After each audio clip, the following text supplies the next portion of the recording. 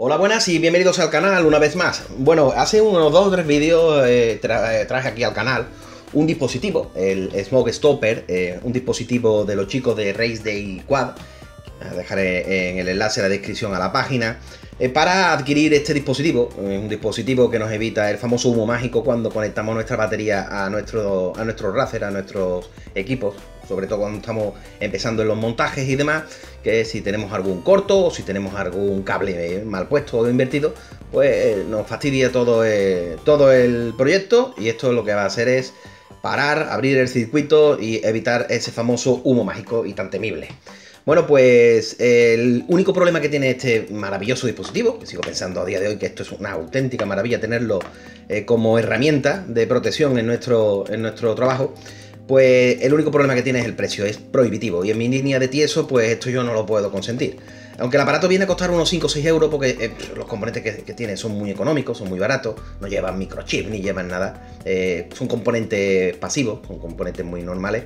Pues aunque como decía el precio suele ser de entre 5 y 6 euros, cuando le meten los impuestos y le meten los gastos de envío, sabiendo encima que solo me vende una tienda en concreto, que es la que tiene la patente, pues se nos viene a unos 17-18 euros.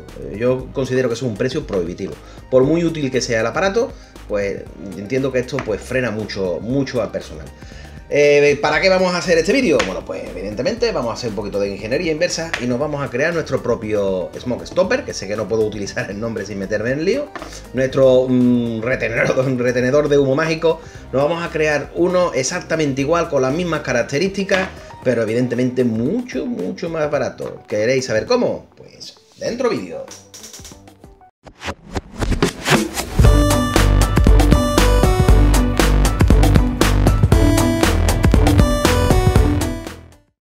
Bueno, pues para crear nuestro dispositivo vamos a partir de un positivo y de un negativo, al cual le vamos a poner en cada extremo un conector XT60. En este caso, el conector de la izquierda sería el conector que va enchufado a nuestra lipo, y el conector de la derecha sería el que va conectado a nuestro racer, a nuestro dron. Lo que vamos a hacer es cortar el positivo, en este caso, para evitar que la corriente pase. Es un interruptor que puede estar abierto, que puede estar cerrado, y que lo que vamos a hacer es controlar que la tensión que le llega, la corriente que le llega no supere los 2 amperios. El dispositivo que nos hace este pequeño trabajo es un fusible rearmable, que lo que hace es que controla en todo momento qué intensidad está pasando por él, y cuando supera ese umbral se comporta como un circuito abierto, evitando que quememos nuestro aparato. Vamos a cambiar de tema, vamos a hablar de lo que es un diodo LED, que como ya sabréis la mayoría, un diodo LED no es ni más ni menos que un diodo que emite luz y que tiene un positivo y un negativo, como la gran mayoría de los componentes electrónicos, que tenemos que tener en cuenta a la hora de conectar para no fastidiarlo. ¿Cómo vamos a detectar el negativo? Bueno, mirando un esquema es muy fácil saber cuál es el negativo, ya que en apariencia este palillo vertical parece el negativo, con lo cual ya sabemos cuál es el cátodo, que sería el negativo del LED. Pero cuando vamos a la realidad, cuando vamos a coger físicamente un LED, vemos que aquí no vemos nosotros el símbolo pintado en ningún sitio, y que vamos a tener que tirar de otros métodos para poder ver dónde está el negativo. Bueno, hablando de los diodos, yo he elegido el más básico, el más sencillo de encontrar. Ustedes podéis utilizar el que queráis, pero por tamaño, y viéndonos los más convencionales, que son los cilíndricos vienen en 2 formatos, en 5 y en 3 milímetros, y por tamaño, evidentemente, he optado por el de 3 milímetros. Hablábamos de los métodos. ¿Cómo vamos a descubrir cuál es el negativo? Bueno, pues el primer método directo para poder saber cuál es el negativo de un LED es atendiendo a la longitud de las patillas. Cuando los compramos, las patillas una de ellas tiene el pin un poco más corto, y ese es el que nos está indicando cuál es el cátodo, o sea, cuál es el negativo. Pero ¿qué ocurre cuando las patillas ya han sido utilizadas, hemos cortado, las hemos soldado? Pues que ya no sabemos cuál es la larga ni cuál es la corta. Pero si fijamos y miramos el contorno cilíndrico del LED, vemos que hay una marca, un chaflán, un rebaje, que nos está indicando cuál es el negativo, cuál es el cátodo. Eso sería el otro sistema por el que podemos ver la polaridad. Pero claro, hay LED que no tienen esta forma y no dicen directamente, ni tienen ninguna marca que te indiquen cuál es el cátodo, cuál es el negativo. El método más fácil, el más directo, el más fiable para mí, fuera parte de probarlo con un polímetro, que sería lo correcto, es atendiendo a mirar el interior, ¿no? Porque los LEDs son translúcidos, no son totalmente transparentes, pero dejan ver el interior. Y si miramos y atendemos a la forma de las patillas cuando están en el interior del LED, vemos que una de ellas es bastante más grande que la otra, y esa que tiene mayor tamaño es el negativo, ese es el cátodo. El cátodo es el predominante en el interior del LED. Bueno, volvemos a nuestro circuito y en el que vamos a incluir una resistencia de 1000 ohmios, de 1K, que será la que se va a comer el sobrante que no necesita nuestro diodo LED, que trabaja en una tensión aproximadamente de 1,7, los de color verde, 1,7 voltios. Con una resistencia de 1K no vamos a tener ningún tipo de problema. ¿Dónde lo vamos a conectar? Bueno, pues vamos a conectar la resistencia y el LED en serie y la vamos a conectar después del fusible rearmable. ¿Por qué? Pues porque cuando el fusible rearmable se está comportando como un circuito cerrado, va a dejar pasar la corriente a través de la resistencia, va a iluminar el LED y nos va a indicar que todo está correcto, que todo está ok. Pero en el momento que tengamos un cortocircuito o superemos los 2 amperios al otro lado, esto lo que va a hacer es que el fusible se comporte como un circuito abierto y va a dejar de alimentar el LED, con lo cual el LED no lucirá, que es el comportamiento que tiene el famoso Smoke Stopper de los chicos de Race Day Squad. Y bueno, vamos a pasar a qué componentes necesitamos para montar nuestro proyecto. Perdonadme si tengo la voz un poco tomada, pero bueno, como ya comprenderéis, esto se graba en varios días y ahora ando un poco cogido de la garganta. Bueno, lo que vamos a usar serían placas de baquelita virgen para poder hacer nuestra placa, nuestro diseño. Esta en concreto es de 10 por 60, o sea, 100 por 160, pero las hay más pequeñas. Me he pillado también una de 80 por 120, la verdad que son de precios muy económicos. Y son, por una cara tienen baquelita y por la otra tienen cobre. ¿Qué vamos a necesitar también? Bueno, pues para poder disolver ese cobre que nos va a sobrar, vamos a utilizar agua fuerte y agua oxigenada. El agua oxigenada debería de ser de 100 volúmenes, pero esta, por ejemplo, es de 10 volúmenes, es muy sencilla de encontrar, tardará un pelín más de tiempo en disolver el cobre, pero perfectamente viable y muy fácil de encontrar. El recipiente donde lo vamos a hacer, pues es un recipiente de plástico comprado en un bazar chino. No vamos a necesitar mucha altura de líquido y de volumen, con lo cual veo lo más sencillo y lo más práctico este tipo de recipiente. También vamos a necesitar un rotulador indeleble. Este es un típico que se utiliza para grabar en los CD. Son de estos permanentes y nos va a venir perfectamente para lo que vamos a necesitar. El fusible rearmable. Bueno, pues el fusible rearmable se compran por unidades, no se pueden comprar sueltos, pero el precio es muy económico. Aquí os voy a mostrar uno que ya he sacado para que veáis cómo es físicamente, a ver si soy capaz de dejarlo bien enfocado. Ahí lo tenéis y vamos a ver la otra cara. Y en esta otra cara podéis ver que tiene 2 pletinas metálicas, que es por donde nosotros vamos a soldar a la placa. Es de formato SMD y aunque no es el formato más cómodo para trabajar, sí es verdad que es muy pequeño y muy práctico.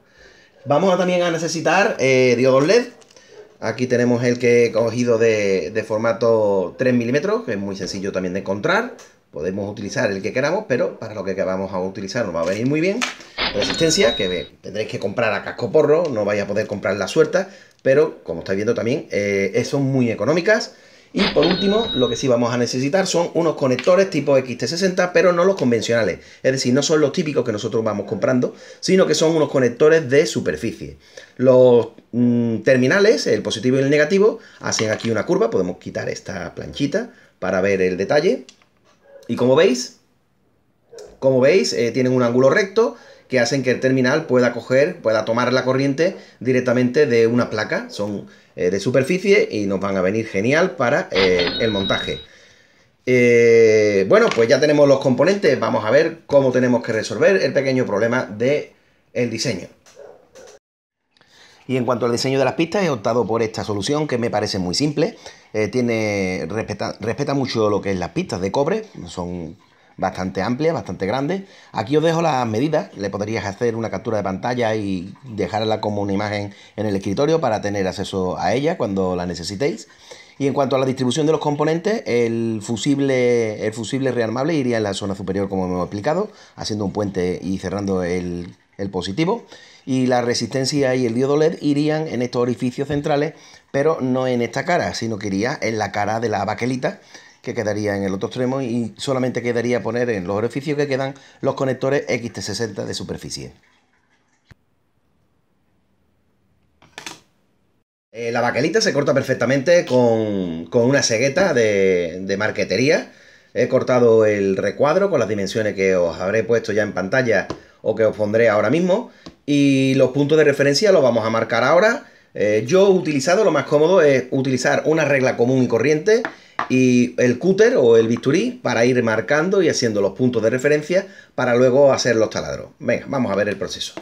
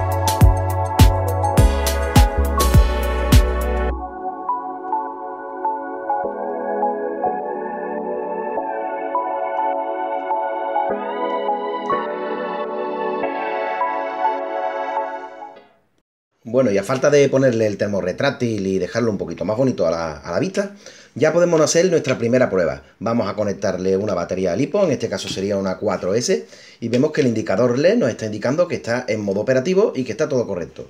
Y en el otro extremo vamos a provocar directamente un cortocircuito. Como vemos, el Smoke Stopper nos detiene el cortocircuito, el fusible se abre y en el momento que desconectamos, el fusible rearmable vuelve otra vez a estar en funcionamiento, con lo cual podemos perfectamente volver a enchufar aquí y tener otra vez servicio.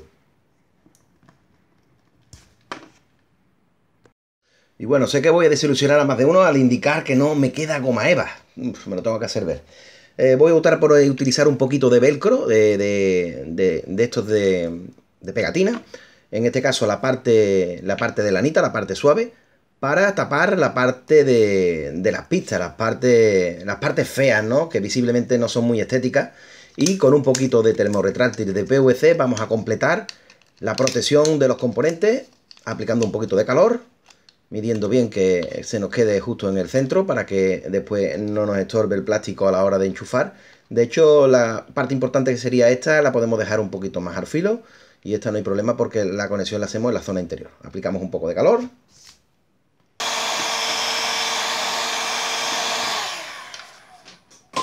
Y listo, ya tenemos nuestro dispositivo preparado para funcionar y con una presentación que la verdad que queda bastante interesante. Pues nada, ya sabéis cómo podéis crearos un dispositivo para proteger nuestro Razer y no tener el famoso humo mágico. El precio muy económico, más en la mano de obra, que sí, que comprendo que a lo mejor puede dar un poco de pereza, pero dado el precio que tiene, la verdad que no me parece nada mala la idea. Pues nada, espero que os haya gustado, darle a like, compartir, suscribirse si todavía no lo estáis hecho y nos vemos en el próximo vídeo. ¡Chao!